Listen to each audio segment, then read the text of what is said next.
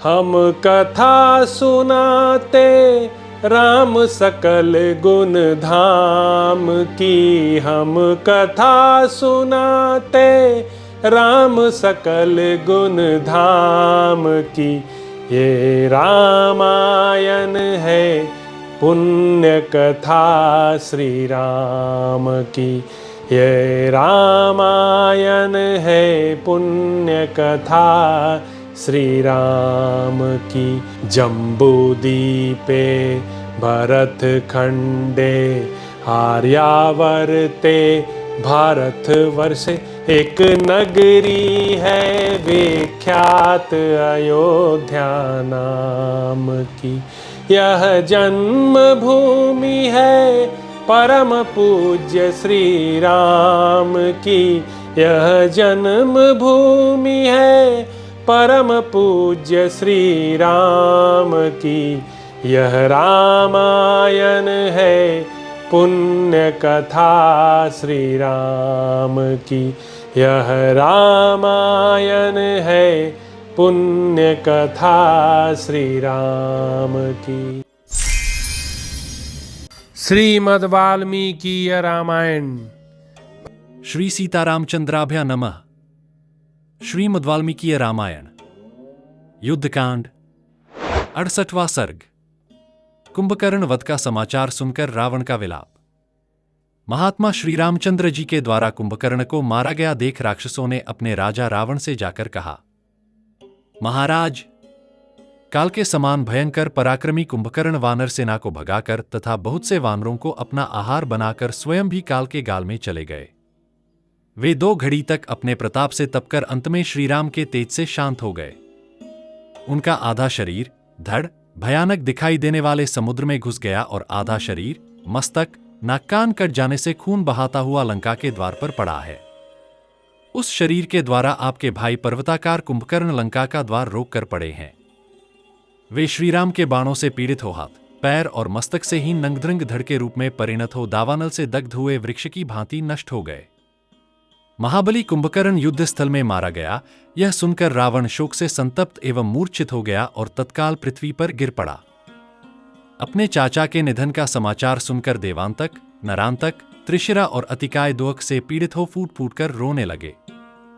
अनायास ही महान कर्म करने वाले श्रीराम के द्वारा भारी कुंभकर्ण मारे गए, यह सुनकर उसके सौतेले भाई महोदर और महापार्श्व शोक से व्याकुल हो गए। तदंतर बड़े कष्ट से होश में आने पर राक्षसराज रावण कुंभकर्ण के वध से दुखी हो विलाप करने लगा। उसकी सारी इंद्रियां शोक से व्याकुल हो उठी थीं। वह रो रो कर कहने लगा, हाँ वीर, हाँ महाबली कुंभकर्ण, तुम शत्रुओं के दर्प का दलन करने वाले थे, किंतु दुर्भाग्यवश मुझे असहाय छोड़कर यमलोक को चल दिए। महाबली वीर, तुम मेरा तथा इन भाई बंधुओं का कंटक दूर किए बिना शत्रुसेना को संतप्त करके मुझे छोड़ अकेले कहां चले जा रहे हो? इस समय मैं अवश्य ही नहीं के बराबर हूं, क्योंकि मेरी दाहिनी बाह कुंभकर्ण धराशायी हो गया, जिसका भरोसा करके मैं देवता और असुर किसी से नहीं डरता था। देवताओं और दानवों का दर्प चूर करने वाला ऐसा वीर, जो कालाग्नि के समान प्रतीत होता था, आज रणक्षेत्र में राम के हाथ से कैसे मारा गया? भाई, तुम्हें तो वज्र का प्रहार भी कभी कष्ट नहीं पहुंचा सकता था, वही तुम आज राम के बाणों से पीड़ित हो भूतल पर कैसे सो रहे हो? आज सम्रांगण में तुम्हें मारा गया देख आकाश में खड़े हुए ये ऋषियों सहित देवता हर्षनाद कर रहे हैं। निश्चय ही अब अवसर पाकर हर्ष से भरे हुए वानर आज ही लंका के समस्त दुर्गम द्वारों पर चढ़ जाएंगे। अब मुझे राज्य से कोई प्रयोजन नहीं है। सीता को लेकर भी मैं क्या करूंगा? कुंभकर्ण के विलाप नहीं करते हैं। बिना जीने का मेरा मन नहीं है। यदि मैं युद्ध स्थल में अपने भाई का वध करने वाले राम को नहीं मार सकता तो मेरा मर जाना ही अच्छा है। इस निरर्थक जीवन को सुरक्षित रखना कदापि अच्छा नहीं है। मैं आज ही उस देश को जाऊंगा जहां मेरा छोटा भाई कुंभकर्ण गया है। मैं अपने भाइयों को छोड़कर क्षण भर भी जीवित नहीं रह सकता। मैंने पहले देवताओं का अपकार किया था, अब वे मुझे देखकर हंसेंगे। हाँ कुंभकर्ण, तुम्हारे मारे जाने पर अब मैं इंद्र को कैसे जीत सकूंगा? मैंने महात्मा विभीषण की कही हुई जिन उत्तम बातों को अज्ञानवश स्वीकार नहीं किया था, वे मेरे ऊपर आज प्रत्यक्ष रूप से घटित हो रही हैं। प्रभो, निश्चय आप अकेले ही तीनों लोकों से भी लोहा लेने में समर्थ हैं, फिर इस तरह साधारण पुरुष की भांति क्यों अपने आप को शोक में डाल रहे हैं? ऐने धर्मप्रायण श्रीमान विभीषण को जो घर से निकाल दिया था, उसी कर्म का यह शोकदायक परिणाम अब मुझे भोगना पड़ रहा है। इस प्रकार भांति भांति से दीनतापूर्वक अत्यंत विलाप करके व्याकुलचित्त हुआ दशमुख रावण अपने छोटे भाई इंद्रशत्रु कुंभकर्ण के वध का स्मरण करके बहुत ही व्यथित हो पुनः पृथ्वी पर गिर पड़ा। 69 सर्ग। रावण के पुत्रों और भाइयों का युद्ध के लिए जाना और नरांतक का अंगद के द्वारा वध। दुरात्मा रावण जब शोक से पीड़ित हो इस प्रकार विलाप करने लगा, तब त्रिशिरा ने कहा, राजन, इसमें संदेह नहीं कि हमारे मझले चाचा जो इस समय युद्ध में मारे गए हैं, ऐसे ही महान पराक्रमी थे, परंतु आप जिस प्रकार रोते कलपते हैं, उस तरह श्रेष्ठ पुरुष किसी के लिए शोक नहीं करते। आपके पास ब्रह्मा जी की दी हुई शक्ति, कवच, धनुष तथा बाण है, साथ ही मेघ गर्जना के समान शब्द करने वाला रथ भी है, जिसमें 1000 गधे जोते जाते हैं। आपने एक ही शस्त्र से देवताओं और दानवों को अनेक बार पछाड़ा है। सब प्रकार के अस्त्र शस्त्रों से सुसज्जित होने पर आप राम को भी दंड दे सकते हैं। अथवा महाराज, आपकी इच्छा हो तो यहीं रहें। मैं स्वयं युद्ध के लिए जाऊंगा और जैसे गरुड़ सबका सहार करते हैं, उसी तरह मैं आपके शत्रुओं को जड़ से उखाड़ फेंकूंगा। जैसे इंद्र ने शंबरासुर को और भगवान विष्णु ने नरकासुर को मार गिराया था, उसी प्रकार जब से कुंभकर्ण और प्रहस्त का यह दारुण विनाश उत्पन्न हुआ है, तभी से विभीषण की युद्धस्थल में आज मेरे द्वारा मारे जाकर राम सदा के लिए सो जाएंगे। बात याद आकर मुझे लज्जित कर रही है। त्रिशिरा की यह बात सुनकर राक्षसराज रावण को इतना संतोष हुआ कि वह अपना नया जन्म हुआ सा मानने लगा। काल से प्रेरित होकर ही उसकी ऐसी बुद्धि हो गई। त्रिशिरा का उपर्युक्त कथन सुनकर देवांतक, नरांतक और तेजस्वी अतिकाय ये तीनों युद्ध के लिए उत्साहित हो गए। मैं युद्ध के लिए जाऊंगा, मैं जाऊंगा, ऐसा कहते और गरजते हुए वे तीनों श्रेष्ठ निशाचर युद्ध के लिए तैयार हो गए। रावण के वे वीर पुत्र इंद्र के समान पराक्रमी थे। वे सबके सब आकाश में विचरण करने वाले, माया विशारद, रंदुर्मत तथा देवताओं का भी दर्प दलन करने वाले थे। वे सभी उत्तम बल से संपन्न थे। उन सबकी कीर्ति तीनों लोकों में फैली हुई थी और समरभूमि में आने पर गंधर्वों, किन्नरों तथा बड़े बड़े नाग सहित देवताओं से भी कभी उन सबकी पराजय नहीं सुनी गई थी। वे सभी अस्त्रवेत्ता, सभी वीर और सभी युद्ध की कला में निपुण थे। उन सबको शस्त्रों और शास्त्रों का उत्तम ज्ञान प्राप्त था और सबने तपस्या के द्वारा वरदान प्राप्त किया था। सूर्य के समान तेजस्वी तथा शत्रुओं की सेना और संपत्ति को रौंद डालने वाले उन पुत्रों से घिरा हुआ राक्षसों का राजा रावण बड़े बड़े दानवों का दर्प चूर्ण करने वाले देवताओं से घिरे हुए इंद्र की भांति शोभा पा रहा था। उसने अपने पुत्रों को हृदय से लगाकर नाना प्रकार के आभूषणों से विभूषित किया और उत्तम आशीर्वाद देकर रणभूमि में भेजा। रावण ने अपने दोनों भाई युद्धोन्मत्त महापार्श्व और मत्त महोदर को भी युद्ध में कुमारों की रक्षा के लिए भेजा। वे सभी महाकाय राक्षस समस्त लोगों को रुलाने वाले महामना रावण को प्रणाम और उसकी परिक्रमा करके युद्ध के लिए प्रस्थित हुए। सब प्रकार की औषधियों तथा गंधों का स्पर्श करके युद्ध की अभिलाषा रखने वाले त्रिशिरा, अतिकाय, देवांतक, नरांतक, महोदर और महापार्श्वे 6 महाबली श्रेष्ठ निशाचर काल से प्रेरित हो युद्ध के लिए पुरी से बाहर निकले। उस समय महोदर ऐरावत के कुल में उत्पन्न हुए काले मेघ के समान रंग वाले सुदर्शन नामक हाथी पर सवार हुआ। समस्त आयुधों से संपन्न और तूणीरों से अलंकृत महोदर उस हाथी की पीठ पर बैठकर अस्ताचल के शिखर पर विराजमान सूर्यदेव के समान शोभा पा रहा था। रावण कुमार त्रिशिरा एक उत्तम रथ पर आरूढ़ हुआ, जिसमें सब प्रकार के अस्त्र शस्त्र रखे गए थे और उत्तम घोड़े जुते हुए थे। उस रथ में बैठकर धनुष धारण किए त्रिशिरा विद्युत, उल्का, ज्वाला और इंद्रधनुष से युक्त मेघ के समान शोभा पाने लगा। उस उत्तम रथ में सवार हो 3 किरीटों से युक्त त्रिशिरा 3 सुवर्णमय शिखरों से युक्त गिरिराज हिमालय के समान शोभा पा रहा था। राक्षसराज रावण का अत्यंत तेजस्वी पुत्र अतिकाय समस्त धनुर्धारियों में श्रेष्ठ था। वह भी उस समय एक उत्तम रथ पर आरूढ़ हुआ। उस रथ के पहिए और धुरे बहुत सुंदर थे। उसमें उत्तम घोड़े जुते हुए थे तथा उसके अनुकर्ष और कुबर भी सुदृढ़ थे। तूणीर, बाण और धनुष के कारण वह रथ उद्दीप्त हो रहा था। प्रास, खड्ग और परिघों से वह भरा हुआ था। वह सुवर्ण निर्मित विचित्र एवं दीप्तिशाली किरीट तथा अन्य आभूषणों से विभूषित हो अपनी प्रभा से प्रकाश का विस्तार करते हुए मेरु पर्वत के समान सुशोभित होता था। उस रथ पर श्रेष्ठ निशाचरों से घिरकर बैठा हुआ वह महाबली राक्षस राजकुमार देवताओं से घिरे हुए वज्रपाणी इंद्र के समान शोभा पाता था। नरांतक उच्च श्रवा के समान श्वेत वर्ण वाले एक सुवर्ण भूषित विशालकाय और मन के समान वेगशाली अश्व पर आरूढ़ हुआ। उल्का के समान दीप्तिमान प्रास हाथ में लेकर तेजस्वी नरांतक शक्ति लिए मोर पर बैठे हुए तेजपुंज से संपन्न कुमार कार्तिकेय के समान सुशोभित हो रहा था। देवांतक स्वर्ण भूषित परिघ लेकर समुद्र मंथन के समय दोनों हाथों से मंदराचल उठाए हुए भगवान विष्णु के स्वरूप का अनुकरण सा कर रहा था। महातेजस्वी और पराक्रमी महापार्श्व हाथ में गदा लेकर युद्धस्थल में गदाधारी कुबेर के समान शोभा पाने लगा। अमरावतीपुरी से निकलने वाले देवताओं के समान वे सभी महाकाय निशाचर लंकापुरी से चले। उनके पीछे श्रेष्ठ आयुध धारण किए विशालकाय राक्षस हाथी, घोड़ों तथा मेघ की गर्जना के समान घरघराहट पैदा करने वाले रथों पर सवार हो युद्ध के लिए निकले। सूर्य तुल्य तेजस्वी महामंस्वी राक्षस राजकुमार मस्तक पर किरीट धारण करके उत्तम शोभा संपत्ति से सेवित हो आकाश में प्रकाशित होने वाले ग्रहों के समान सुशोभित हो रहे थे। उनके द्वारा धारण की हुई अस्त्र शस्त्रों की श्वेत पंक्ति आकाश में शरद ऋतु के बादलों की भांति उज्ज्वल कांति से युक्त हंसों की श्रेणी के समान शोभा पा रही थी। आज या तो हम शत्रुओं को परास्त कर देंगे या स्वयं ही मृत्यु की गोद में सदा के लिए सो जाएंगे, ऐसा निश्चय करके वे वीर राक्षस युद्ध के लिए आगे बढ़े। वे युद्ध दुर्मद महामंस्वी निशाचर गर्जते, सिंहनाद करते, बाण हाथ में लेते और उन्हें शत्रुओं पर छोड़ देते थे। उन राक्षसों के गर्जने, ताल ठोंकने और सिंहनाद करने से पृथ्वी कंपित सी होने लगी और आकाश फटने सा लगा। उन महाबली राक्षस शिरोमणि वीरों ने प्रसन्नतापूर्वक नगर की सीमा से बाहर निकलकर देखा, वानरों की सेना पर्वत शिखर और बड़े बड़े वृक्ष उठाए युद्ध के लिए तैयार खड़ी है।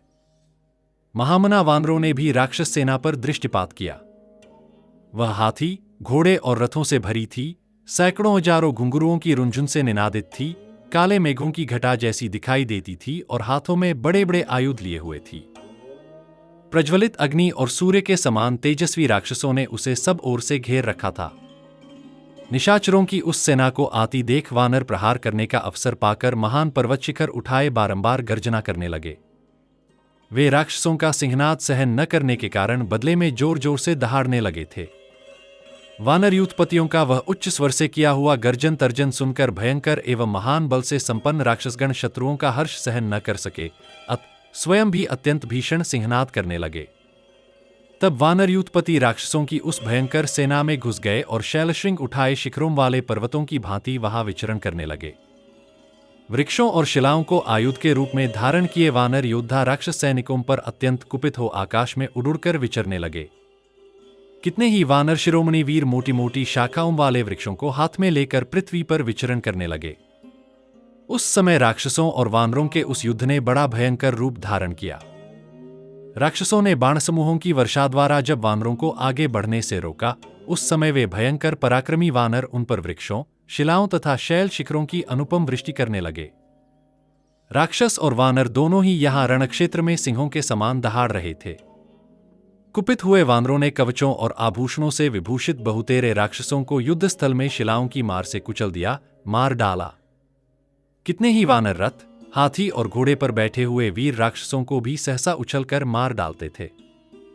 वहां प्रधान प्रधान राक्षसों के शरीर पर्वत शिखरों से आच्छादित हो गए थे। वानरों के मुक्कों की मार खाकर कितनों की आंखें बाहर निकल आई थी। वे निशाचर भागते, गिरते पड़ते और चीत्कार करते थे। राक्षसों ने भी पैने बाणों से कितने ही वानरों को विदीर्ण कर दिया था तथा शूलों, मुद्ररों, खड्गों, प्रासों और शक्तियों से बहुतों को मार गिराया था। शत्रुओं के रक्त जिनके शरीरों में लिपटे हुए थे, वे वानर और राक्षस वहां परस्पर विजय पाने की इच्छा से एक दूसरे को धराशायी कर रहे थे। थोड़ी ही देर में वह युद्ध भूमि वानरों और राक्षसों द्वारा चलाए गए पर्वत शिखरों तथा तलवारों से आच्छादित हो रक्त के प्रवाह से सिंच उठी। युद्ध के मद से उन्मत्त हुए पर्वताकार राक्षस जो शिलाओं की मार से कुचल दिए गए थे, सब ओर बिखरे पड़े थे। उनसे वहां की सारी भूमि पट गई थी। राक्षसों ने जिनके युद्ध के साधनभूत शैल शिखरों को तोड़फोड़ डाला था, वे वानर उनके प्रहारों से विचलित किए जाने पर उन राक्षसों के अत्यंत निकट जा अपने हाथ पैर आदि अंग द्वारा ही अद्भुत युद्ध करने लगे। राक्षसों के प्रधान वीर वानरों को पकड़कर उन्हें दूसरे वानरों पर पटक देते थे। इसी प्रकार वानर भी राक्षसों से ही राक्षसों को मार रहे थे। उस समय राक्षस अपने शत्रुओं के हाथ से शिलाओं और शैल शिखरों को छीनकर उन्हीं से उन पर प्रहार करने लगे तथा वानर भी राक्षसों के हथियार छीनकर उन्हीं के द्वारा उनका वध करने लगे। इस तरह राक्षस और वानर दोनों ही दलों के योद्धा एक दूसरे को पर्वत शिखर से मारने, अस्त्र शस्त्रों से विदीर्ण करने तथा रणभूमि में सिंहों के समान दहाड़ने लगे। राक्षसों की शरीर रक्षा के साधनभूत कवच आदि छिन्न भिन्न हो गए। वानरों की मार खाकर वे अपने शरीर से उसी प्रकार रक्त बहाने लगे जैसे वृक्ष अपने तनों से गोंद बहाया करते हैं। कितने ही वानर रणभूमि में रथ से रथ को, हाथी से हाथी को और घोड़े से घोड़े को मार गिराते थे। वानर यूथपतियों के चलाए हुए वृक्षों और शिलाओं को निशाचर योद्धा तीखे क्षुरप्र, अर्धचंद्र और भल नामक बाणों से तोड़ फोड़ डालते थे। टूट फूट कर गिरे हुए पर्वतों, कटे हुए वृक्षों तथा राक्षसों और वानरों की लाशों से पट जाने के कारण उस भूमि में चलना फिरना कठिन हो गया। वानरों की सारी चेष्टाएं गर्व से भरी हुई तथा हर्ष और उत्साह से युक्त थीं। उनके हृदय में दीनता नहीं थी तथा उन्होंने राक्षसों के ही नाना प्रकार के आयुध छीनकर हस्तगत कर लिए थे। अतः वे सब संग्राम में पहुंचकर राक्षसों के साथ भय छोड़कर युद्ध कर रहे थे। इस प्रकार जब भयंकर मारकाट मची हुई थी, वानर प्रसन्न थे और राक्षसों की लाशें गिर रही थीं, उस समय महर्षि तथा देवगण हर्षनाद करने लगे। तदंतर वायु के समान तीव्र वेग वाले घोड़े पर सवार हो हाथ में तीखी शक्ति लिए नरांतक वानरों की भयंकर सेना में उसी तरह घुसा जैसे कोई मत्स्य महासागर में प्रवेश कर रहा हो। उस महाकाय इंद्रद्रोही वीर निशाचर ने चमचमाते हुए भाले से अकेले ही 700 वानरों को चीर डाला और क्षण भर में वानर यूथपतियों की एक बहुत बड़ी सेना का सहार कर डाला। घोड़े की पीठ पर बैठे हुए उस महामनस्वी वीर को विद्याधरों और महर्षियों ने वानरों की सेना में विचरते देखा। वह जिस मार्ग से निकल जाता वही धराशायी हुए पर्वताकार वानरों से ढका दिखाई देता था और वहां रक्त एवं मांस की कीच मच जाती थी। वानरों के प्रधान वीर जब तक पराक्रम करने का विचार करते तब तक ही नरांतक इन सबको लांघकर भाले की मार से घायल कर देता था। जैसे दावानल सूखे जंगलों को जलाता है, उसी प्रकार प्रज्वलित प्रास लिए नरांतक युद्ध के मुहाने पर वानर सेनाओं को दग्ध करने लगा। वानर लोग जब तक वृक्ष और पर्वत शिखरों को उखाड़ते तब तक ही उसके भाले की चोट खाकर वज्र के मारे हुए पर्वत की भांति ढह जाते थे। जैसे वर्षाकाल में प्रचंड वायु सब और वृक्षों को तोड़ती उखाड़ती हुई विचरती है, उसी प्रकार बलवान नरांतक रणभूमि में वानरों को रौंदता हुआ संपूर्ण दिशाओं में विचरने लगा। वानरवीर भय के मारे न तो भाग पाते थे, न खड़े रह पाते थे और न उनसे दूसरी ही कोरी चेष्टा करते बनती थी। पराक्रमी नरांतक उछलते हुए, पड़े हुए और जाते हुए सभी वानरों पर भाले की चोट कर देता था। उसका प्रास, भाला अपनी प्रभा से सूर्य के समान उद्दीप्त हो रहा था और यमराज के समान भयंकर जान पड़ता था। उस एक ही भाले की मार से घायल होकर झुंड के झुंड वानर धरती पर सो गए। वज्र के आघात को भी मात करने वाले उस प्रास के दारुण प्रहार को वानर नहीं सह सके। वे जोर जोर से चीत्कार करने लगे। यहां गिरते हुए वानरवीरों के रूप उन पर्वतों के समान दिखाई देते थे जो वज्र के आघात से शिखरों के विदीर्ण हो जाने से धराशायी हो रहे हों। पहले कुंभकर्ण ने जिन्हें रणभूमि में गिरा दिया था, वे महामनस्वी श्रेष्ठ वानर उस समय स्वस्थ हो सुग्रीव की सेवा में उपस्थित हुए। सुग्रीव ने जब सब ओर दृष्टिपात किया तब देखा कि वानरों की सेना नरांतक से भयभीत होकर इधर उधर भाग रही है। सेना को भागती देख उन्होंने नरांतक पर भी दृष्टि डाली जो घोड़े की पीठ पर बैठकर हाथ में भाला लिए आ रहा था। उसे देखकर महातेजस्वी वानरराज सुग्रीव ने इंद्रतुल्य पराक्रमी वीर कुमार अंगद से कहा, बेटा, वह जो घोड़े पर बैठा हुआ वानर सेना में हलचल मचा रहा है, उस वीर राक्षस का सामना करने के लिए जाओ और उसके प्राणों का शीघ्र ही अंत कर दो। स्वामी की यह आज्ञा सुनकर पराक्रमी अंगद उस समय मेघों की घटा के समान प्रतीत होने वाली वानर सेना से उसी तरह निकले जैसे सूर्यदेव बादलों के ओट से प्रकट हो रहे हों। वानरों में श्रेष्ठ अंगद शैल समूह के समान विशालकाय थे। वे अपनी बाहों में बाजूबंद धारण किए हुए थे, इसलिए सुवर्ण आदि धातुओं से युक्त पर्वत के समान शोभा पाते थे। वालीपुत्र अंगद महातेजस्वी थे। उनके पास कोई हथियार नहीं था, केवल नख और दाढ़ ही उनके अस्त्र शस्त्र थे। वे नरांतक के पास पहुंचकर इस प्रकार बोले, ओ निशाचर, ठहर जा। इन साधारण बंदरों को मारकर तू क्या करेगा? तेरे भाले की चोट वज्र के समान असह्य है, किंतु जरा इसे मेरी इस छाती पर तो मार। अंगद की यह बात सुनकर नरांतक को बड़ा क्रोध हुआ। वह कुपित हो दांतों से ओठ दबा सर्प की भांति लंबी सांस ले वालिपुत्र अंगद के पास आकर खड़ा हो गया। उसने उस चमकते हुए भाले को घुमाकर सहसा उसे अंगद पर दे मारा। वालिपुत्र अंगद का वक्ष स्थल वज्र के समान कठोर था। नरांतक का भाला उस पर टकराकर टूट गया और जमीन पर जा पड़ा। उस भाले को गरुड़ के द्वारा खंडित किए गए सर्प के शरीर की भांति टूक टूक होकर पड़ा देख वालिपुत्र अंगद ने हथेली ऊंची करके नरांतक के घोड़े के मस्तक पर बड़े जोर से थप्पड़ मारा। उस प्रहार से घोड़े का सिर फट गया, पैर नीचे को धंस गए, आंखें फूट गईं और जीभ बाहर निकल आई। वह पर्वताकार अश्व प्राणहीन होकर पृथ्वी पर गिर पड़ा। घोड़े को मरकर पृथ्वी पर पड़ा देख नरांतक के क्रोध की सीमा न रही। उस महाप्रभावशाली निशाचर ने युद्ध स्थल में मुक्का तानकर वालिकुमार के मस्तक पर मारा। मुक्के की मार से अंगद का सिर फूट गया। उससे वेगपूर्वक गर्म गर्म रक्त की धारा बहने लगी। उनके माथे में बड़ी जलन हुई। वे मूर्छित हो गए और थोड़ी देर में जब होश हुआ तब उस राक्षस की शक्ति देखकर आश्चर्यचकित हो उठे। फिर अंगद ने पर्वत शिखर के समान अपना मुक्का ताना, जिसका वेग मृत्यु के समान था। फिर उन महात्मा वालिकुमार ने उससे नरांतक की छाती में प्रहार किया। मुक्के के आघात से नरांतक का हृदय विदीर्ण हो गया। वह मुंह से आग की ज्वाला सी उगलने लगा। उसके सारे अंग लहूलुहान हो गए और वह वज्र के मारे हुए पर्वत की भांति पृथ्वी पर गिर पड़ा। वालकुमार के द्वारा युद्धस्थल में उत्तम पराक्रमी नरांतक के मारे जाने पर उस समय आकाश में देवताओं ने और भूतल पर वानरों ने बड़े जोर से हर्षनाद किया। अंगद ने श्री रामचंद्र जी के मन को अत्यंत हर्ष प्रदान करने वाला वह परम दुष्कर पराक्रम किया था। उससे श्री रामचंद्र जी को भी बड़ा विस्मय हुआ। तत्पश्चात भीषण कर्म करने वाले अंगद पुनः युद्ध के लिए हर्ष और उत्साह से भर गए।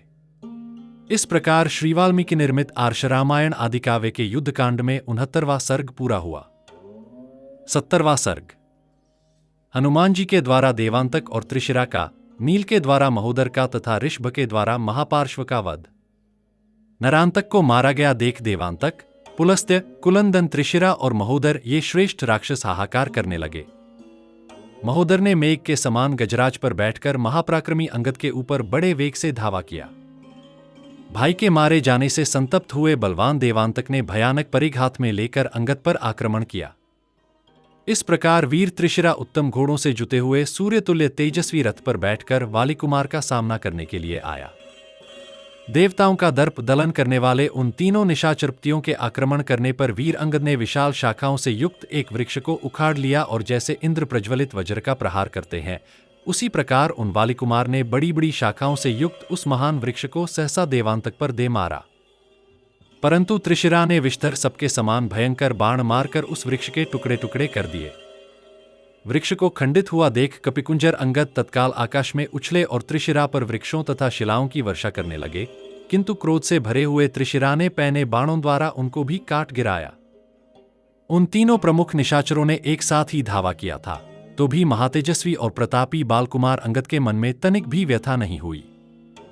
अत्यंत दुर्जय और बड़े वेगशाली थे। उन्होंने महान वेग प्रकट करके महोदर के महान गजराज पर आक्रमण किया और उसके मस्तक पर जोर से थप्पड़ मारा। युद्ध स्थल में उनके उस प्रहार से गजराज की दोनों आंखें निकलकर पृथ्वी पर गिर गईं और वह तत्काल मर गया। फिर महाबली वालिकुमार ने उस हाथी का एक दांत उखाड़ लिया और युद्ध स्थल में दौड़कर उसी के द्वारा देवांतक पर चोट की। तेजस्वी देवांतक उस प्रहार से व्याकुल हो गया और वायु के हिलाए हुए वृक्ष की भांति कांपने लगा। उसके शरीर से महावर के समान रंग वाला रक्त का महान प्रवाह बह चला। तत्पश्चात महातेजस्वी बलवान देवांतक ने बड़ी कठिना इसे अपने को संभालकर परिघ उठाया और उसे वेगपूर्वक घुमाकर अंगद पर दे मारा। उस परिघ की चोट खाकर वानर राजकुमार अंगद ने भूमि पर घुटने टेक दिए। फिर तुरंत ही उठकर वे ऊपर की ओर उछले। उछलते समय त्रिशिरा ने 3 सीधे जाने वाले भयंकर बाणों द्वारा वानर राजकुमार के ललाट में गहरी चोट पहुंचाई। तदंतर अंगद को 3 प्रमुख निशाचरों से घिरा हुआ जान हनुमान और नील भी उनकी सहायता के लिए अग्रसर हुए। उस समय नील ने त्रिशिरा पर एक पर्वत शिखर चलाया, किंतु उस बुद्धिमान रावण पुत्र ने महोदर ने अपने परिघ के अग्रभाग से उन वृक्षों को तोड़ फोड़ डाला। तत्पश्चात सायकों की तीखे बाण मारकर उसे तोड़फोड़ डाला। वर्षा करते हुए त्रिशिरा ने वीर अंगद पर धावा किया। उसके सैकड़ों बाणों से विदीर्ण होकर उसकी एक एक शिला बिखर गई और वह पर्वत साथ ही कुपित हुए। महोदर ने हाथी के द्वारा आक्रमण करके वालिकुमार की छाती में शिखर आग की चिंगारियों तथा ज्वाला के साथ पृथ्वी पर गिर पड़ा। वज्रतुल्य तुमरों का प्रहार किया। अपने भाई का पराक्रम बढ़ता देख बलवान देवांतक को बड़ा हर्ष हुआ और उसने परिग इसी प्रकार देवांतक भी अंगद के निकट आ अत्यंत क्रोधपूर्वक परिग के द्वारा उन्हें चोट लेकर युद्धस्थल में हनुमान जी पर धावा किया। पहुंचाकर तुरंत वेगपूर्वक वहां से दूर हट गया। उसे आते देख कपिकुंजर हनुमान जी ने उछलकर अपने वज्र सरीखे मुक्के से उसके सिर पर मारा। बलवान वायुकुमार महाकपि हनुमान जी ने उस समय देवांतक के मस्तक पर प्रहार किया और अपनी भीषण गर्जना से राक्षसों को कंपित कर दिया। उनके मुष्टि प्रहार से देवांतक का मस्तक फट गया और पिस उठा। दांत, आंखें और लंबी जीभ बाहर निकल आए तथा वह राक्षस राजकुमार प्राणशून्य होकर सहसा पृथ्वी पर गिर पड़ा। राक्षस योद्धाओं में प्रधान महाबली देवद्रोही देवांतक के युद्ध में मारे जाने पर त्रिशिरा को बड़ा क्रोध हुआ और उसने नील की छाती पर पैने बाणों की भयंकर वर्षा आरंभ कर दी। तदंतर अत्यंत क्रोध से भरा हुआ महोदर पुनः शीघ्र ही एक पर्वताकार हाथी पर सवार हुआ, मानो सूर्यदेव मंदराचल पर आरूढ़ हुए हों। हाथी पर चढ़कर उसने नील के ऊपर बाणों की विकट वर्षा की, मानो इंद्रधनुष एवं विद्युन्मंडल से युक्त मेघ किसी पर्वत पर जल की वर्षा कर रहा हो। बाण समूहों की निरंतर वर्षा होने से वानर सेनापति नील के सारे अंग क्षतविक्षत हो गए। उनका शरीर शिथिल हो गया। इस प्रकार महाबली महोदर ने उन्हें मूर्छित करके उनके बल विक्रम को कुंठित कर दिया। तत्पश्चात होश में आने पर नील ने वृक्ष समूहों से युक्त एक शैल शिखर को उखाड़ लिया। उनका वेग बड़ा भयंकर था। उन्होंने उछलकर उस वृक्ष को महोदर के मस्तक पर दे मारा। उस पर्वत शिखर के आघात से महोदर उस महान गजराज के साथ ही चूर चूर हो गया और मूर्छित एवं प्राणशून्य हो वज्र के मारे हुए पर्वत की भांति पृथ्वी पर गिर पड़ा। पिता के भाई को मारा गया देख त्रिशिरा के क्रोध की सीमा न रही। उसने धनुष हाथ में ले लिया और हनुमान जी को पैने बाणों से बींधना आरंभ किया।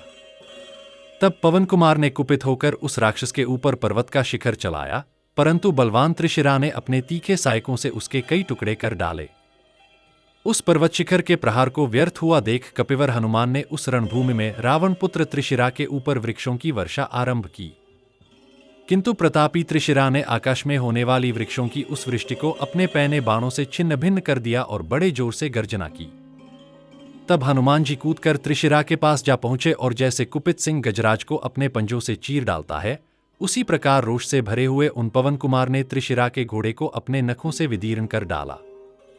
यह देख रावण कुमार त्रिशिरा ने शक्ति हाथ में ली, मानो यमराज ने काल रात्रि को साथ ले लिया हो। वह शक्ति लेकर उसने पवन कुमार हनुमान पर चलाई। जैसे आकाश से उल्कापात हुआ हो, उसी प्रकार वह शक्ति, जिसकी गति कहीं कुंठित नहीं होती थी, चली। परंतु वानरश्रेष्ठ हनुमान जी ने उसे अपने शरीर में लगने से पहले ही हाथ से पकड़ लिया और तोड़ डाला। तोड़ने के बाद उन्होंने भयंकर गर्जना की। हनुमान जी ने वह भयानक शक्ति तोड़ दी। यह देख वानरवृंद अत्यंत हर्ष से उल्लसित हो मेघों के समान गंभीर गर्जना करने लगे। तब राक्षस शिरोमणि त्रिशिरा ने तलवार उठाई और कपिश्रेष्ठ हनुमान जी की छाती पर उसकी भरपूर चोट की।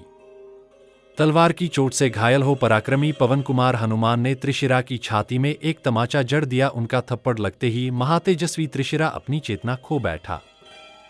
उसके हाथ से हथियार खिसक गया और वह स्वयं भी पृथ्वी पर गिर पड़ा। गिरते समय उस राक्षस के खड्ग को छीनकर पर्वताकार महाकपि हनुमान जी सब राक्षसों को भयभीत करते हुए जोर जोर से गर्जना करने लगे। उनकी वह गर्जना उस निशाचर से सही नहीं गई, वह सहसा उछलकर खड़ा हो गया। उठते ही उसने हनुमान जी को एक मुक्का मारा। उसके मुक्के की चोट खाकर महाकपि हनुमान जी को बड़ा क्रोध हुआ। कुपित होने पर उन्होंने उस राक्षस का मुकुटमंडित मस्तक पकड़ लिया।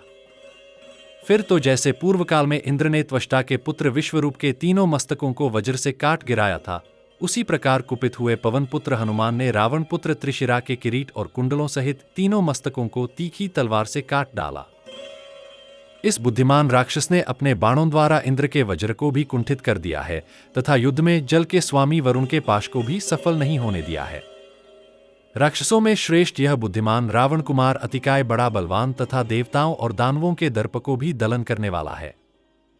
पुरुषोत्तम अपने सहायकों से यह सारी वानर सेना का संहार कर डाले, इसके पहले ही आप इस राक्षस को परास्त करने का शीघ्र प्रयत्न कीजिए। विभीषण और भगवान श्रीराम में इस प्रकार बातें हो ही रही थीं कि बलवान अतिकाय वानरों की सेना में घुस आया और बारंबार गर्जना करता हुआ अपने धनुष पर टंकार देने लगा। रथियों में श्रेष्ठ और भयंकर शरीर वाले उस राक्षस को रथ पर बैठकर आते देख कुमुद, द्विविद, मैंद, नील और शरभ आदि जो प्रधान प्रधान महामंसवी वानर थे, वे वृक्ष तथा पर्वत शिखर धारण किए एक साथ ही उस पर टूट पड़े। परंतु अस्त्रवेत्ताओं में श्रेष्ठ महातेजस्वी अतिकाय ने अपने सुवर्णभूषित बाणों से वानरों के चलाए हुए वृक्षों और पर्वत शिखरों को काट गिराया। साथ ही उस बलवान और भीमकाय निशाचर ने युद्धस्थल में सामने आए हुए उन समस्त वानरों को लोहे के बाणों से बींध डाला। उसकी बाणवर्षा से आहत हो सबके शरीर क्षतविक्षत हो गए। सबने हार मान ली और कोई भी उस महास्मर में अतिकाय का सामना करने में समर्थ न हो सके। जैसे जवानी के जोश से भरा हुआ कुपित सिंह मृगों के झुंड को भयभीत कर देता है, उसी प्रकार वह राक्षस वानरवीरों की उस सेना को त्रास देने लगा। वानरों के झुंड में विचरते हुए राक्षसराज अतिकाय ने किसी भी ऐसे योद्धा को नहीं मारा जो उसके साथ युद्ध न कर रहा हो।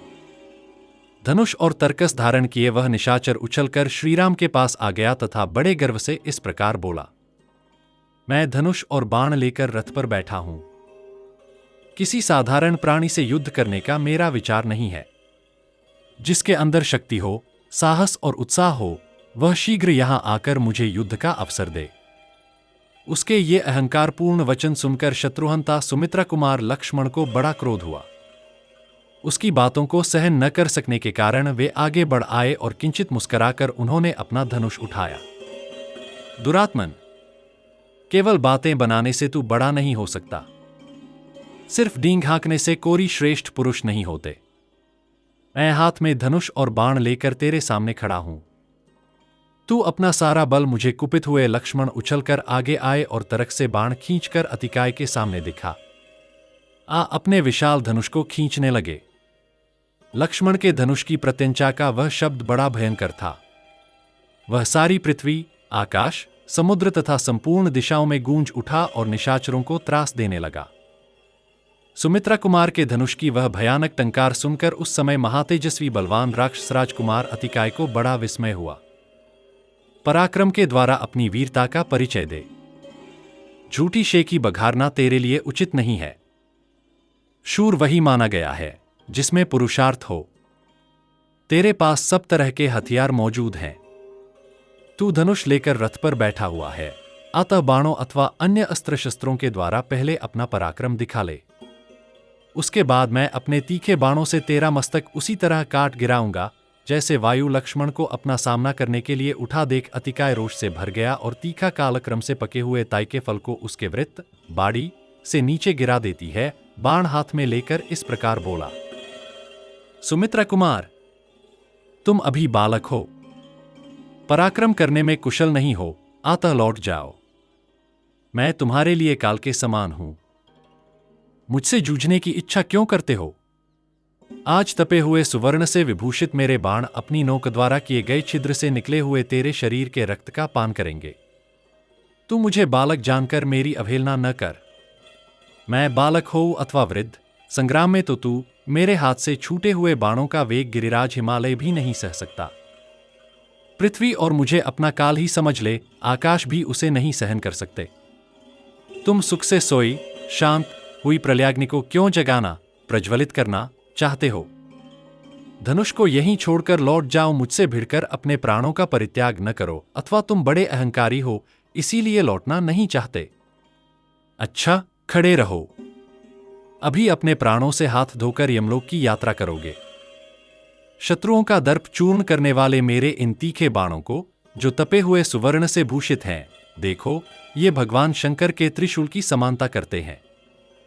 जैसे कुपित हुआ सिंह गजराज का खून पीता है, उसी प्रकार यह सर्प के समान भयंकर बाण तुम्हारे रक्त का पान करेगा। ऐसा कहकर अतिकाय ने अत्यंत कुपित हो अपने धनुष पर बाण का संधान किया। युद्धस्थल में अतिकाय के रोष और गर्व से भरे हुए इस वचन को सुनकर अत्यंत बलशाली एवं मनस्वी राजकुमार लक्ष्मण को बड़ा क्रोध हुआ। वे यह महान अर्थ से युक्त वचन बोले, वामन रूपधारी भगवान विष्णु देखने में बालक ही थे, किंतु अपने 3 ही पगों से उन्होंने समूची त्रिलोकी नाप ली थी। लक्ष्मण की वह परम सत्य और युक्तियुक्त बात सुनकर अतिकाय के क्रोध की सीमा न रही। उसने एक उत्तम बाण अपने हाथ में ले लिया। तदंतर विद्याधर, भूत, देवता, दैत्य, महर्षि तथा महामना गुह्यगण उस युद्ध को देखने के लिए आए। उस समय अतिकाय ने कुपित हो धनुष पर वह उत्तम बाण चढ़ाया और आकाश को अपना ग्रास बनाते हुए से उसे लक्ष्मण पर चला दिया। किंतु शत्रुवीरों का संहार करने वाले लक्ष्मण ने एक अर्धचंद्राकार बाण के द्वारा अपनी ओर आते हुए उस विषधर सर्प के तुल्य भयंकर एवं तीखे बाण को काट डाला। जैसे सर्प का फन कट जाए, उसी प्रकार उस बाण को खंडित हुआ देख अत्यंत कुपित हुए अतिकाय ने 5 बाणों को धनुष पर रखा। फिर उस निशाचर ने लक्ष्मण पर ही वे 5 बाण चला दिए। वे बाण उनके समीप अभी आने भी नहीं पाए थे कि लक्ष्मण ने तीखे सायकों से उनके टुकड़े टुकड़े कर डाले। शत्रुवीरों का संहार करने वाले लक्ष्मण ने अपने पैने सायकों से उन बाणों का खंडन करने के पश्चात एक तेज बाण हाथ में लिया, जो अपने तेज से प्रज्वलित सा हो रहा था। उसे लेकर लक्ष्मण ने अपने श्रेष्ठ धनुष पर रखा, उसकी प्रत्यंचा को खींचा और बड़े वेग से वह सायक अतिकाय पर छोड़ दिया। धनुष को पूर्ण रूप से खींचकर छोड़े गए तथा झुकी हुई गांठ वाले उस बाण के द्वारा पराक्रमी लक्ष्मण ने राक्षस श्रेष्ठ अतिकाय के ललाट में गहरा आघात किया। वह बाण उस भयानक राक्षस के ललाट में धंस गया और रक्त से भींगकर पर्वत से सटे हुए किसी नागराज के समान दिखाई देने लगा। लक्ष्मण के बाण से अत्यंत पीड़ित हो वह राक्षस कांप उठा। ठीक उसी तरह जैसे भगवान रुद्र के बाणों से आहत हो त्रिपुर का भयंकर गोपुर हिल उठा था। फिर थोड़ी ही देर में संभलकर महाबली अतिकाय बड़ी चिंता में पड़ गया और कुछ सोच विचार कर बोला, शाबाश, इस प्रकार अमोघ बाण का प्रयोग करने के कारण तुम मेरे स्पृहणीय शत्रु हो। मुंह फैलाकर ऐसा कहने के पश्चात अतिकाय अपनी दोनों विशाल भुजाओं को काबू में करके रथ के पिछले भाग में बैठकर उस रथ के द्वारा ही आगे बढ़ा। उस राक्षस शिरोमणि वीर ने क्रमश 1, 3, 5 और 7 सायकों को लेकर उन्हें धनुष पर चढ़ाया और वेगपूर्वक खींचकर चला दिया। उस राक्षसराज के धनुष से छूटे हुए उन सुवर्णभूषित, सूर्यतुल्य तेजस्वी तथा काल के समान भयंकर बाणों ने आकाश को प्रकाश से पूर्ण सा कर दिया। परंतु रघुनाथ जी के छोटे भाई लक्ष्मण ने बिना किसी घबराहट के उस निशाचर द्वारा चलाए हुए उन बाण समूहों को तेज धार वाले बहुसंख्यक सायकों द्वारा काट गिराया। उन बाणों को कटा हुआ देख इंद्रद्रोही रावण कुमार को बड़ा क्रोध हुआ और उसने एक तीखा बाण हाथ में लिया। उसे धनुष पर रखकर उस महातेजस्वी वीर ने सहसा छोड़ दिया और उसके द्वारा सामने आते हुए सुमित्रा कुमार की छाती में आघात किया। अतिकाय के उस बाण की चोट खाकर सुमित्रा कुमार युद्धस्थल में अपने वक्ष स्थल से तीव्र गति से रक्त बहाने लगे, मानो कोरी मतवाला हाथी मस्तक से मत की वर्षा कर रहा हो। फिर सामर्थ्यशाली लक्ष्मण ने सहसा अपनी छाती से उस बाण को निकाल दिया और एक तीखा सायक हाथ में लेकर उसे दिव्यास्त्र से संयोजित किया। उस समय अपने उस सायक को उन्होंने आग्नेयास्त्र से अभिमंत्रित किया। अभिमंत्रित होते ही महात्मा लक्ष्मण के धनुष पर रखा हुआ वह बाण तत्काल प्रज्वलित हो उठा। उधर अत्यंत तेजस्वी अतिकाय ने भी रौद्रास्त्र को एक सुवर्णमय पंख वाले सर्पाकार बाण पर समायोजित किया। इतने ही में लक्ष्मण ने दिव्यास्त्र की शक्ति से संपन्न उस प्रज्वलित एवं भयंकर बाण को अतिकाय के ऊपर चलाया, मानो यमराज ने अपने कालदंड का प्रयोग किया हो। आग्नेयास्त्र से अभिमंत्रित हुए उस बाण को अपनी ओर आते देख निशाचर अतिकाय ने तत्काल ही अपने भयंकर बाण को सूर्यास्त्र से अभिमंत्रित करके चलाया। उन दोनों सायकों के अग्रभाग तेज से प्रज्वलित हो रहे थे। आकाश में पहुंचकर वे दोनों कुपित हुए दो सबकी भांति आपस में टकरा गए और एक दूसरे को दग्ध करके पृथ्वी पर गिर पड़ा। वे दोनों ही बाण उत्तम कोटि के थे और अपनी दीप्ति से प्रकाशित हो रहे थे, तथापि एक दूसरे के तेज से भस्म होकर अपना अपना तेज खो बैठे। इसलिए भूतल पर निष्प्रभ होने के कारण उनकी शोभा नहीं हो रही थी। तदंतर अतिकाय ने अत्यंत कुपित हो त्वष्टा देवता के मंत्र से अभिमंत्रित करके एक सक्का बाण छोड़ा, परंतु पराक्रमी लक्ष्मण ने उस अस्त्र को ऐन्द्रास्त्र से काट दिया। सिंह के बाण को नष्ट हुआ देख रावण पुत्र कुमार अतिकाय के क्रोध की सीमा न रही। उस राक्षस ने एक सायक को याम्यास्त्र से अभिमंत्रित किया और उसे लक्ष्मण को लक्ष्य करके चला दिया, परंतु लक्ष्मण ने वायव्यास्त्र द्वारा उसको भी नष्ट कर दिया। तत्पश्चात जैसे मेघ जल की धारा बरसाता है, उसी प्रकार अत्यंत कुपित हुए लक्ष्मण ने रावण कुमार अतिकाय पर बाणधारा की वर्षा आरंभ कर दी। अतिकाय ने एक दिव्य कवच बांध रखा था जिसमें हीरे जड़े हुए थे। लक्ष्मण के बाण अतिकाय तक पहुंचकर उसके कवच से टकराते और नोक टूट जाने के कारण सहसा पृथ्वी पर गिर पड़ते थे। उन बाणों को असफल हुआ देख शत्रुवीरों का संहार करने वाले महायशस्वी लक्ष्मण ने पुनः सहस्रों बाणों की वर्षा की। महाबली अतिकाय का कवच अभेद्य था, इसलिए युद्धस्थल में बाण समूहों की वर्षा होने पर भी वह राक्षस व्यथित नहीं होता था। उसने लक्ष्मण पर विषधर सर्प के समान भयंकर बाण चलाया। उस बाण से सुमित्रा कुमार के मर्मस्थल में चोट पहुंची। शत्रुओं को संताप देने वाले लक्ष्मण 2 घड़ी तक अचेत अवस्था में पड़े रहे। फिर होश में आने पर उन महाबली शत्रुघ्न वीर ने बाणों की वर्षा से शत्रु के रथ की ध्वजा को नष्ट कर दिया और 4 उत्तम सहायकों से रणभूमि में उसके घोड़ों तथा सारथी को भी यमलोक पहुंचा दिया। तत्पश्चात संभ्रम रहित नरश्रेष्ठ सुमित्रा कुमार लक्ष्मण ने उस राक्षस के वध के लिए जांचे बूझे हुए बहुत से अमोघ बाण छोड़े, तथापि वे सम्रांगण में उस निशाचर के शरीर को वेध न सके। तदंतर वायुदेवता ने उनके पास आकर कहा, सुमित्रानंदन, इस राक्षस को ब्रह्मा जी से वरदान प्राप्त हुआ है। यह अभेद्य कवच से ढका हुआ है, अतः इसको ब्रह्मास्त्र से विदीर्ण कर डालो, अन्यथा यह नहीं मारा जा सकेगा। यह कवचधारी बलवान निशाचर अन्य अस्त्रों के लिए अवध्य है। लक्ष्मण इंद्र के समान पराक्रमी थे। उन्होंने वायुदेवता का उपर्युक्त वचन सुनकर एक भयंकर वेग वाले बाण को सहसा ब्रह्मास्त्र से अभिमंत्रित करके धनुष पर रखा। सुमित्रा कुमार लक्ष्मण के द्वारा तेज धार वाले उस श्रेष्ठ बाण में ब्रह्मास्त्र की संयोजना की जाने पर उस समय संपूर्ण दिशाएं, चंद्रमा और सूर्य आदि बड़े बड़े ग्रह तथा अंतरिक्ष लोक के प्राणी थरा उठे और भूमंडल में महान कोलाहल मच गया। सुमित्रा कुमार ने धनुष पर रखे हुए उस सुंदर पंख वाले बाण को जब ब्रह्मास्त्र से अभिमंत्रित किया, तब वह यमदूत के समान भयंकर और वज्र के समान अमोघ हो गया। उन्होंने युद्धस्थल में उस बाण को इंद्रद्रोही रावण के बेटे अतिकाय को लक्ष्य करके चला दिया। लक्ष्मण के चलाए हुए उस बाण का वेग बहुत बड़ा हुआ था। उसके पंख गरुड़ के समान थे और उनमें हीरे जड़े हुए थे, इसलिए उनकी विचित्र शोभा होती थी। अतिकाय ने सम्रांगण में उस बाण को उस समय वायु के समान भयंकर वेग से अपनी ओर आते देखा। उसे देखकर अतिकाय ने सहसा उसके ऊपर बहुत से पैने बाण चलाए, तो भी वह गरुड़ के समान वेगशाली सहायक बड़े वेग से उसके पास जा पहुंचा। प्रलयंकर काल के समान प्रज्वलित हुए उस बाण को अत्यंत निकट आया देखकर भी अतिकाय की युद्ध विषयक चेष्टा नष्ट नहीं हुई। उसने शक्ति, रिष्टि, गदा, कुठार, शूल तथा बाणों द्वारा उसे नष्ट करने का प्रयत्न किया, परंतु अग्नि के समान प्रज्वलित हुए उस बाण ने उन अद्भुत अस्त्रों को व्यर्थ करके अतिकाय के मुकुटमंडित मस्तक को धड़ से अलग कर दिया। लक्ष्मण के बाण से कटा हुआ राक्षस का वह शिरस्त्राण सहित मस्तक हिमालय के शिखर की भांति सहसा पृथ्वी पर जा पड़ा। उसके वस्त्र और आभूषण सब ओर बिखर गए। उसे धरती पर पड़ा देख मरने से बचे हुए समस्त निशाचर व्यथित हो उठे। उनके मुख पर विषाद छा गया। उन पर जो मार पड़ी थी, उससे थक जाने के कारण वे और भी दुखी हो गए थे। अतः वे बहुसंख्यक राक्षस सहसा विकृत स्वर में जोर जोर से रोने चिल्लाने लगे। सेनानायक के मारे जाने पर निशाचरों का युद्ध विषयक उत्साह नष्ट हो गया, अतः वे भयभीत हो तुरंत ही लंकापुरी की ओर भाग चले। इधर उस भयंकर बलशाली दुर्जय शत्रु के मारे जाने पर बहुसंख्यक वानर हर्ष और उत्साह से भर गए। उनके मुख प्रफुल्ल कमलों के समान खिल उठे और वे अभीष्ट विजय के भागी वीरवर लक्ष्मण की भूरी भूरी प्रशंसा करने लगे। युद्धस्थल में अत्यंत बलशाली और मेघ के समान विशाल अतिकाय को धराशायी करके लक्ष्मण बड़े प्रसन्न हुए। वे उस समय वानर समूहों से सम्मानित हो तुरंत ही श्री रामचंद्र जी के पास गए।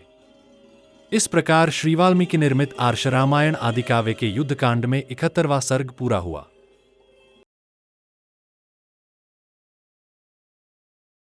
हम कथा सुनाते राम सकल गुण धाम की, हम कथा सुनाते राम सकल गुण धाम की।